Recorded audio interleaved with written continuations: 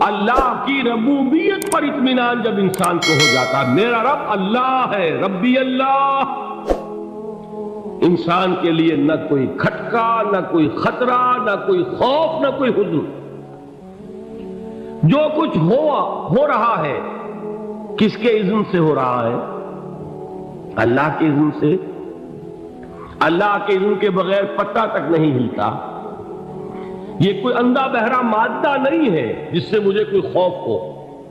اندھا بھینسا چلا آ رہا ہو اس سے تو ڈرنے کا ہر انسان کو ڈرنا چاہیے، نہ معلوم کس کو ٹکر مار دے، لیکن نہیں، اس کائنات کو چلانے والا ایک سمیع و بصیر خدا ہے، وہ جو میرا دوست ہے، میرا ولی ہے۔ اللہ ولی الذین آمنوا یخرجہم من الظلمات الی النور۔ اللہ اہل ایمان کا ولی ہے، ساتھی ہے، پشت پناہ ہے، مددگار ہے، حمایتی ہے۔ بتائیے جسے یقین ہو جائے کہ اللہ میرا مددگار، اللہ میرا محافظ، اللہ میرا پشت پناہ، اللہ میرا حمایتی، اس کے لیے کوئی خوف ہوگا؟ اس سے کوئی ڈر ہوگا؟ میں مثال دیا کرتا ہوں ایک بہت سادہ، پنجاب کے دیہات کی۔ تو بڑا چودھری ہے اور کوئی غریب کسان ہے۔ اس غریب کسان کے جانوروں کو ہر وقت اندیشہ ہوگا چوری کا، کوئی میری بھینس کھول کر نہ لے جائے، کوئی میرا بیل کھول کر نہ لے جائے۔ لیکن جس کے بارے میں یہ سب کو معلوم ہو کہ وہ جو بڑا چودھری ہے وہ اس کا دوست ہے، اس کی بچیا کو کوئی خوف ہوگا؟ اس کی بھینس پر کوئی ہاتھ ڈالے گا؟ اسے کوئی اندیشہ ہوگا؟ نہیں۔ کیوں؟ کہ وہ بڑا چودھری، بڑا اس کا یہاں کا سردار، جاگیردار، سب کو معلوم ہے وہ میرا دوست ہے، کوئی میرے خلاف اقدام نہیں کر سکتا۔ اس دنیا میں یہ چھوٹی سی بات اگر آپ کے دلی اطمینان اور سکون کا باعث بن سکتی ہے تو ذرا تصور کیجئے۔ میں لفظ تصور استعمال کروں گا صرف اس لیے کہ اس کا ہم جس کو کہتے ہیں ادراک اور شعور کر نہیں سکتے، اگر کے ساتھ کر سکتے۔ اگر یقین ہو کہ اللہ میرا مددگار اور یقین ہو کہ اللہ ہر آن میرے ساتھ ہے، پھر کوئی خوف؟ کس کا خوف؟ کوئی شے اللہ سے بالا تر ہے؟ کوئی قوت اس سے زیادہ طاقتور ہے؟ کوئی اس کے ارادے کو بدلنے والا ہے؟ کوئی اس کی مشیت کے آڑے آنے والا ہے؟ یہی بات ہے جو حضور نے فرمائی، یہ ایمان کا حاصل ہے لب لباب، کہ دیکھو اچھی طرح اس بات کو ذہن نشین کر لو، اگر تمام انسان مل کر تمہیں کوئی نقصان پہنچانا چاہے نہیں پہنچا سکتے، مگر جو کچھ اللہ نے لکھ دیا ہو، اور تمام انسان مل کر تمہیں کوئی نفع پہنچانا چاہے نہیں پہنچا سکتے، مگر وہ شے جو اللہ نے طے کر دی۔ آپ پھر میں کہوں گا ذرا طاری کیجئے، اسے فرض کیجئے، اسے سوچئے۔ اگر اس حدیث پر ہمارا دل ٹھکا ہوا ہو تو کسی سے ڈر ہوگا؟ یہ مجھے نقصان نہ پہنچا دے، یہ میری رپورٹ خراب نہ کر دے، یہ میری انکریمنٹ نہ رکوا دے، یہ میرا یہ نہ بگاڑ دے، یہ میرے یہ نقصان نہ پہنچا دے۔ اس کا ڈر، اس کا ڈر، اس کا خوف، اس کی خوشامد، اس کے لیے جا کر طرح طرح سے اپنی عزت نفس کو ذلیل کروانا اس کے سامنے، یہ سب کچھ کیوں کرتا ہے انسان؟ جب سمجھتا ہے کہ اس کے ہاتھ میں میرا کوئی نفع ہے، اس کے ہاتھ میں میرے لیے کوئی ضرر ہے، یہ مجھے کوئی غضب پہنچا سکتا ہے، یہ مجھے کوئی نقصان پہنچا سکتا ہے، یہ میرے کوئی کام بنا سکتا ہے، یہ میری کوئی ضرورت پوری کر سکتا ہے، اسی کا نام شرک ہے۔ جہاں آپ نے یہ سمجھا کہ غیر اللہ کے اندر کوئی طاقت موجود ہے، وہی شرک ہے۔ بتوں سے تجھ کو امیدیں، خدا سے نومیدی، مجھے بتا تو صحیح اور کافری کیا ہے؟ شرک تو یہ ہے۔ جس پر بھی تمہیں یہ خیال ہے کلمہ ہے یہ کلمہ سوم، لا حول ولا قوت الا باللہ. ذرا اس پر دل کو کبھی اگر آپ تصور کریں، پھر فرض کریں دل ٹھک جائے اس پر، کوئی طاقت نہیں. یہی بات تھی جو شیخ عبد القادر جیلانی رحمۃ اللہ علیہ نے اپنی وصیت میں اپنے بچے سے کہی. 11ویں دینے والے ہیں، لیکن حضرت شیخ عبد القادر جیلانی کی وصیت اور تعلیمات کو کتنے لوگ ہیں تم جانتے ہو؟ یہ جن مقامات تک پہنچے ہیں وہ کس چیز کی بدولت پہنچے؟ انہوں نے جو پیغام دیا وہ کیا تھا؟ اے میرے بچے، جس طریقے سے قرآن مجید میں حضرت لقمان کی نصیحتیں جو ہے نقل کر دی گئی ہیں، میں یہ عرض کروں گا بالفرض اگر قرآن حضرت عبد القادر جیلانی کے بعد نازل ہوا ہوتا تو شیخ عبد القادر کی یہ نصیحتیں بھی قرآن میں درج ہوتی. اتنی اونچی نصیحتیں ہیں.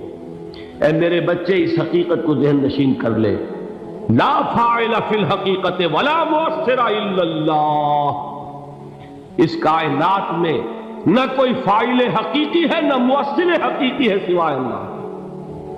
کسی شے میں کوئی تاثیر نہیں اگر اللہ نہ چاہے.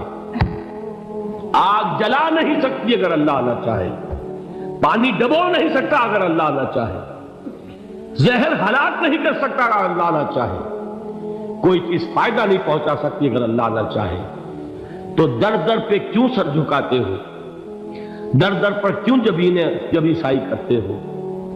سب کے سامنے کیوں ہاتھ پھیلاتے ہو؟ ایک اللہ سے مانگو، ایک اللہ کے سامنے زمین پر اپنی جبین رکھو. لا فاعل فی الحقیقت ولا مؤثر الا اللہ. نظر آتا ہے ہمیں کہ پانی پیاس بجھا دیتا ہے. پیاس بجھانے کی صلاحیت پانی میں نہیں ہے، اللہ کے اذن سے. کھانا بھوک مٹا دیتا ہے، بھوک مٹانے کی صلاحیت کھانے میں نہیں ہے، اذن رب میں. دیکھیے یہی یقین تھا. حضرت موسیٰ علیہ السلام کا واقعہ یاد کیجئے. سامنے سمندر آ گیا ہے، قوم دیکھتی ہے پیچھے کہ گرد و غبار کا طوفان. معلوم ہوا کہ فرعون اپنے لشکر سمیت آ گیا. لشکر جب چلتا تھا تیز رفتاری کے ساتھ تو گرد و غبار کا جو طوفان اٹھتا تھا اس کا تصور کیجیے. اور لمحہ بلمحہ وہ قریب آ رہا ہے. پوری قوم نے کیا کہا؟ اے موسیٰ انا لمدرکون، اے موسیٰ ہم تو پکڑے گئے. قرآن مجید میں تو یہاں وہ باتیں نہیں لکھی ہیں، لیکن تورات میں یہ درج ہے کہ بنی اسرائیل جھگڑنے لگے، دست و گریبان ہو گئے موسیٰ کے ساتھ. موسیٰ ہمیں یہاں مروایا لا کر، اس سے تو ہم ہی بہتر تھے. وہاں کھانے کو ملتا تھا، زندگی تو تھی، بیگار ہم کر رہے تھے، موت تو نہیں تھی. اب جو کچھ ہوگا اس کا تصور کرو، جس طریقے سے ہمارے ٹکڑے اڑائے جائیں گے. تو لڑ رہے ہیں حضرت موسیٰ علیہ السلام سے. یہ تورات کی تفصیل ہے. قرآن میں صرف اتنا آیا ہے، پریشان ہو کر انہوں نے کہا انا لمدرکون، موسیٰ ہم تو پکڑے گئے. اس وقت موسیٰ کا جواب کیا ہے؟ کلا ان معی ربی سیہدین. نہیں، میرے ساتھ میرا رب ہے، وہ راستہ دے گا. بتائیے کہاں راستہ نظر آ رہا ہے؟ یہ ہے ایمان بالغیب. راستہ نظر نہ آئے تب اللہ پر یقین ایمان ہے. جیب میں پیسے ہوں اور تب دل کو اطمینان ہے تو ایمان کس پر ہوا؟ پیسے پر، اللہ پر نہیں. جب وسائل و ذرائع نہ ہو اور پھر یقین ہو کہ اللہ مسبب الاسباب ہے، وہ اسباب کا پابند نہیں ہے، وہ اسباب کا محتاج نہیں ہے، اسباب اس کے محتاج ہے. اگر یہ یقین ہے تو اللہ پر ایمان ہے. یہ نہیں ہے تو تمہارا ایمان اسباب پر ہے، وسائل پر ہے، ذرائع پر ہے، مادیات پر ہے، اللہ پر نہیں. اس وقت کہاں راستہ تھا؟ کوئی راستہ تھا؟ سمندر ہے اور ادھر سے لشکر آ گیا ہے. کلا ان معی ربی سیہدین. اب دیکھیے ایمان کہہ دینا آسان ہے، ہوا معکم اینما کنتم، جہاں کہیں بھی تم ہوتے ہو اللہ تمہارے ساتھ ہوتا ہے، لیکن اس کا یقین قائم ہو جائے تو زمین و آسمان کا فرق واقع ہو جائے۔ یہی بات ہوئی حضور کے ساتھ۔ غار ہے، چھپے ہوئے ہیں محمد رسول اللہ اور آپ کے وہ یار غار ابو بکر صدیق رضی اللہ تعالی عنہ۔ اقبال نے حضرت ابو بکر کی شان میں چند اشعار کہیں صرف، لیکن واقعہ یہ ہے کہ بھاری بھاری نظموں پر اور قصیدوں پر بھاری، طویل ترین نظمیں اور قصیدے ہوں ان پر بھاری ہے۔ ہمتیں ابو بکر کی ہمت جو ہے، کشت ملت را جو ابر، جیسے بارش سے کھیتی اپجتی ہے، ابو بکر کی ہمت اور عزیمت اس امت کو اسی طرح سینچنے والی ہے۔ ثانیے اسلام و غار و بدر و قبر، وہ دوسرے تھے اسلام میں، دوسرے پہلے کون تھے؟ انا اول المومنین، حضور فرماتے سب سے پہلا ایمان لانے والا میں، دوسرے ابو بکر۔ ویسے ہمارے ہاں یہ چلتا ہے اختلاف، حضرت علی پہلے ہیں کہ حضرت ابو بکر پہلے ہیں، لیکن اس میں بڑی خوبصورت تطبیق قائم کی ہے علماء نے اور بہت صحیح ہے۔ چار کے بارے میں فیصلہ ہی مت کرو کہ کون پہلے، ان کی ایک عجیب تقسیم کر دی ہے۔ آزاد مردوں میں، بالغ مردوں میں سب سے پہلے ابو بکر، بچوں میں سب سے پہلے علی، خواتین میں سب سے پہلے خدیجہ، اور غلاموں میں سب سے پہلے زید بن حارثہ۔ بڑی پیاری تقسیم ہے، یہ چاروں ہی پہلے ہیں، ہر ایک کے لیے اولیت ہے۔ اور واقعہ یہ ہے کہ اگر زمانی اعتبار سے تعین ہوگا تو پہلے خدیجۃ الکبریٰ آئیں گی رضی اللہ تعالی عنہ، کسی اور سے بات کرنے کی نوبت بعد میں آ سکتی ہے، پہلے تو اہلیہ محترمہ سے بات ہوئی، آتے ہی پہلی وحی ہوئی ہے، ابھی تبلیغ کا حکم نہیں تھا۔ کس کو بتایا واقعہ؟ ابھی اپنی نبوت کی تبلیغ کا تو حکم ہی نہیں آیا، واقعہ کس کا ہے؟ وہ خدیجہ کا ہے۔ جب کہا ہے کہ خشیت علی نفسی، مجھے اپنی جان کا اندیشہ ہے، تو کیا جواب دیا خدیجہ نے رضی اللہ تعالی عنہا؟ وہ صدیقۃ الکبریٰ ہے۔ صدیقات جو ہے خواتین، ان میں چوٹی پر خدیجۃ الکبریٰ ہے رضی اللہ تعالی عنہ، اور صدیق جو مرد ہیں ان میں صدیق اکبر ہے ابو بکر صدیق رضی اللہ تعالی عنہ، لیکن صدیقات میں چوٹی پر۔ جب حضور نے فرمایا خشیت علی نفسی، کیا فرمایا، کیا عرض کیا، کیسے تسلی دی؟ نہیں نہیں، اللہ آپ کو ضائع نہیں کرے گا، آپ غریبوں کے ہمدرد ہیں، آپ مساکین کے تکالیف رفع کرنے والے ہیں، آپ بیواؤں کی سرپرستی کرتے ہیں، آپ مسافروں کی خدمت کرتے ہیں، اللہ آپ کو ضائع نہیں کرے گا۔ یہ یقین ہے اس خاتون کے اندر۔ خیر وہ ایک علیحدہ بات ہو جائے گی۔ میرے دل پر حضرت خدیجہ رضی اللہ تعالیٰ عنہ کی شخصیت کا بڑا گہرا نقش ہے، جو وہ کوئی اور ہی وقت اور موقع ہوا تو بیان ہوگا۔ بہرحال اقبال نے ایک مصرے میں جو چار اولیتیں جمع کر دی ہیں، ہمتیں کشت امت را چو ابر، ثانی اسلام و غار و بدر و قبر۔ اسلام میں حضور کے بعد پہلے کون؟ ابو بکر۔ غار میں حضور کے ساتھ کون؟ ابو بکر۔ بدر کی رات اللہ کا رسول سربسجود، وہ جھاڑ، وہ گھاس پھوس کی جو جھوپڑی بنائی گئی تھی، اور وہاں تلوار ننگی لے کر پہرا دینے والا کون؟ ابو بکر۔ اور اس حجرہ عائشہ میں محمد کے بعد سب سے پہلے دفن ہونے والا کون؟ ابو بکر رضی اللہ تعالی عنہ صلی اللہ علیہ وسلم۔ وہ جو معاملہ میں سنا رہا تھا غار ثور کا، حضرت ابو بکر بھی حضور کے خیال سے لرز گئے ہیں.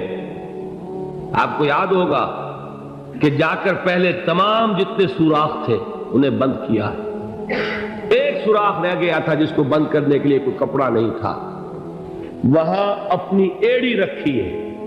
تب کہا ہے حضور سے تشریف لائیے, اور اپنے زانو پر حضور کو لٹایا ہے, اور وہاں کسی موذی جانور نے کاٹا ہے.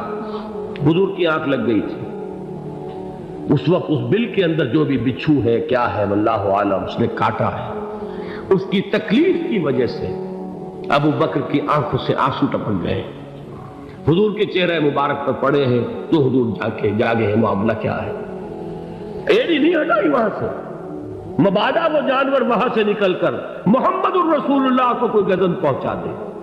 ابو بکر کی ایڑی ہے, جس طرح چاہے کھا لے, ختم کر دے, جان نکل جائے تب کوئی آنچ آئے محمد پر تو آئے, لیکن جیتے جی نہیں. وہ ہے ابو بکر. حضور کے خیال سے اس وقت حضور نے پھر اپنا لعاب دہن لگایا ہے, اور اس سے پھر آپ کی تکلیف ختم ہوئی. جیسے خیبر میں حضرت علی کی آنکھ دکھ رہی تھی, اس کو جو شفا حاصل ہوئی ہے وہ بھی حضور کے لعاب دہن سے ہوئی. تو بہرحال اس وقت انہوں نے کہا ہے کہ اے نبی یا رسول اللہ, اگر اس وقت ان میں سے کسی نے غیر ارادی طور پر بھی اپنے قدموں کی طرف جھانک لیا تو پکڑے جائیں گے. کیا جواب تھا اللہ کے رسول کا؟ لا تحزن ان اللہ معنا. اللہ ہمارے ساتھ ہے, کیوں گھبراتے ہو ابو بکر. یہ ہے ایمان باللہ. اللہ تعالیٰ نے جو انسان پیدا کیے ہیں ان کے مزاج مختلف ہیں. ان میں کچھ لوگ ہوتے ہیں جو قوی ہوتے ہیں ارادے کے, جو فیصلہ کر لیا ڈٹ گئے. کچھ لوگوں میں وہ قوت ارادی اتنی مضبوط نہیں ہوتی, وہ ادھر ادھر سوچتے رہتے ہیں. کچھ لوگ جسمانی طور پر بہت توانا ہوتے ہیں, کچھ لوگ جسمانی طور پر پیدائشی طور پر کمزور ہوتے ہیں. تو اگر کوئی قوت ارادی کمزور رکھنے والا شخص ہے, وہ بھی تو اللہ کی تخلیق ہے, اللہ کا بندہ ہے, خطاؤں کا ظہور ہو جاتا ہے, توبہ کرتا ہے, پھر کچھ عرصے کے بعد پھر خطا کا ظہور ہو جاتا ہے, پھر توبہ کرتا. تو ہم تو یہ سمجھیں گے کہ ایک حد کے بعد پھر اس کی توبہ قبول نہیں ہونی چاہیے. لیکن حدیث سنیے. وعن ابی ہریرہ رضی اللہ تعالی عنہ قال قال رسول اللہ صلی اللہ علیہ وسلم ان عبدا اذنب ذنبا, یقیناً ایک بندہ جو ہے وہ ایک گناہ کرتا ہے. فقال, پھر وہ کہتا ہے رب, اے میرے پروردگار, اذنبت فاغفر لی, مجھ سے گناہ ہو گیا ہے, مجھے معاف فرما دے. فقال ربہ, تو پروردگار یہ کہتا ہے اعلم عبدی ان لہ ربا یغفر الذنب ویأخذ بہ, میرا یہ بندہ یہ جانتا ہے کہ اس کا ایک رب ہے جو گناہ معاف بھی کر سکتا ہے اور سزا دے بھی سکتا ہے. کیا معنی ہوئی؟ گناہ اس نے کیا ہے لیکن جانتا ہے اللہ کو کہ وہ معاف بھی فرما سکتا ہے, تبھی تو وہ اللہ سے معافی کی درخواست کر رہا ہے. اس کے اس جاننے کی بنیاد پر, اس کے اس علم کی بنیاد پر, اس کے اس ایمان کی بنیاد پر فرمایا غفرت لعبدی, میں نے اپنے بندے کو معاف کر دیا. ثم مکث ما شاء اللہ, پھر وقت گزرا جتنا کہ اللہ نے چاہا. ثم اذنب ذنبا, پھر اس سے گناہ ہو گیا. فقال رب اذنبت ذنبا فاغفر, پھر کہتا ہے پروردگار مجھ سے گناہ ہو گیا, پھر مجھے معاف فرما دے. فقال ربہ, اللہ فرماتا ہے عالم عبدی ان لہ ربا یغفر الذنب ویأخذ بہ, میرا بندہ ہے نا جو جانتا ہے کہ اس کا ایک رب ہے, ایمان باللہ اس کے اندر ہے, تبھی تو پکار رہا ہے. اور یہ بھی جانتا ہے کہ وہ گناہ معاف بھی کر سکتا ہے, اور چاہے تو پکڑ بھی سکتا ہے, سزا بھی دے سکتا ہے. تو فرمایا, اللہ تعالیٰ فرماتے ہیں میں نے فرمایا کہ میں نے معاف کر دیا. ثم مکث ما شاء اللہ, پھر ایک عرصہ گزرا اس کے بعد. ثم اذنب ذنبا, پھر اس نے گناہ کیا.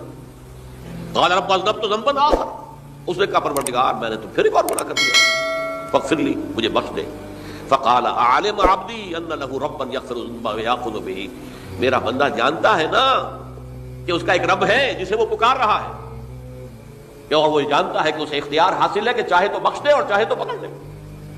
اس کے اس علم, اس ایمان کی بنیاد پر میں نے اسے معاف کر دیا. ایک اور حدیث, میں نے چونکہ اس گفتگو کے لیے ان احادیث کا تفحص کیا ہے, یہ تو بہت ہے حدیثیں, میں نے ان میں سے کچھ چنی ہے. ہمارے بعض واعظ ناصح وہ بھی کسی شخص کو روکتے رہے، برائیوں سے روکتے رہے نہیں رکتا، تو کہیں غصے میں آ کے اللہ تجھے کبھی معاف نہیں کرے گا۔ یہ کتنا بڑا جرم ہے، اس کا اندازہ کیجئے اس حدیث سے۔ تو میرے بندے کو میری رحمت سے مایوس کر رہے ہیں، کتنا بڑا جرم ہے اس کا اندازہ کیجئے۔ یہ مسلم شریف کی روایت ہے عن جندب، حضرت جندب رضی اللہ تعالی عنہ سے، ان رسول اللہ صلی اللہ علیہ وسلم حدث، کہ اللہ کے رسول صلی اللہ علیہ وسلم نے ایک واقعہ بیان کیا، ان رجلا قال، کہ ایک شخص نے یہ کہا، واللہ لا یغفر اللہ لفلان، کہ خدا کی قسم اللہ تعالیٰ فلاں شخص کو کبھی معاف نہیں کرے گا۔ وان اللہ تعالیٰ قال، اس پر اللہ تعالیٰ نے یہ فرمایا، من ذا الذی یتعالی علیہ، یہ کون ہے جو میرے اوپر حکومت کرنے والا آ گیا، جو میری طرف سے حکم لگا رہا کہ میں کبھی معاف نہیں کروں گا۔ من ذا الذی، کون ہے وہ شخص، الذی یتعالی علیہ انی لا اغفر لفلان، کہ میں فلاں شخص کو کبھی معاف نہیں کروں گا، قد غفرت لفلان، اس کو تو میں نے معاف کر دیا، واحبطت عملہ، اس شخص کے تمام اعمال میں نے ضائع کر دیے کہ تم نے میرے بندے کو مایوس کیا۔ یہ ہے جرم کی انکار۔ تو توبہ کی دعوت دیتے رہو، توبہ کے لیے لوگوں کو آمادہ کرتے رہو، توبہ جو ہے اس کے لیے ترغیب دیتے رہو، اللہ تعالیٰ معاف فرمانے والا۔ اب آخری حدیث